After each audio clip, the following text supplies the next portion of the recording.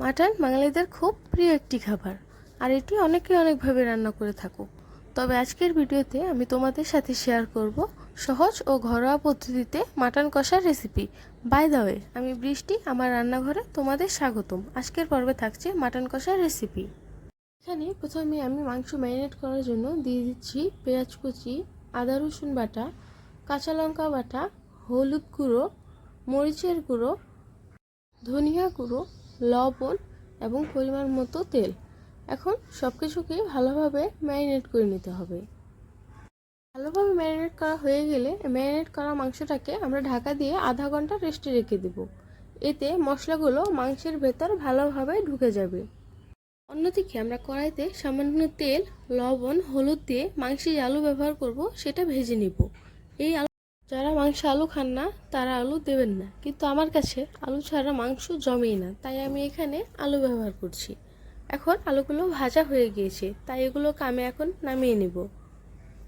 এখন কড়াইতে আরেকটু তেল দিয়ে দিব তেজপাতা, জিরে এবং পেঁয়াজ কুচি। এগুলোকে এখন আমরা হালকা বাদামি করে ভেজে নেব। হালকা বাদামি করে ভাজা হয়ে গেলে দিয়ে দিব আমাদের ম্যারিনেট করা মাংসগুলো।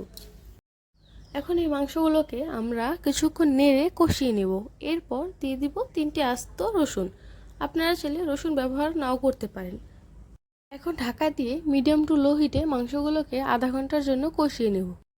এর মাঝে একবার মাংসগুলোকে নেড়ে নিতে হবে, নইলে তলায় লেগে যাওয়ার সম্ভাবনা আছে।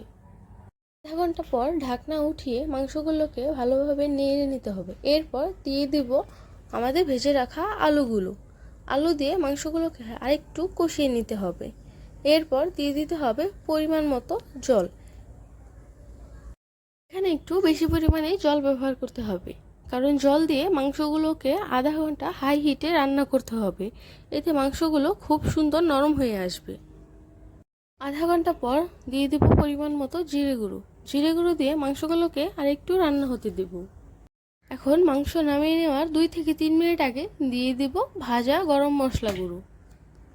মাংস নামিয়ে নেওয়ার 2 থেকে 3 মিনিট আগে গরম মশলা দিলে মাংস থেকে সুন্দর একটা ঘ্রাণ আসে এবং খেতেও বেশ ভালো লাগে। আশা করি রেসিপিটি তোমাদের ভালো লেগেছে। রেসিপিটি ভালো লাগলে অবশ্যই বাসায় একদিন ট্রাই করে দেখবে এবং ভিডিওতে একটি লাইক ও কমেন্ট করে যেও। এরকম ঘরোয়া ও নতুন রান্নার ভিডিও যদি মিস করতে না চাও, তাহলে অবশ্যই চ্যানেলটি সাবস্ক্রাইব করে পাশে থাকা বেল আইকনটি ক্লিক করে দাও। সকলে ভালো থেকো, সুস্থ থেকো এবং আমাদের পাশে থেকো।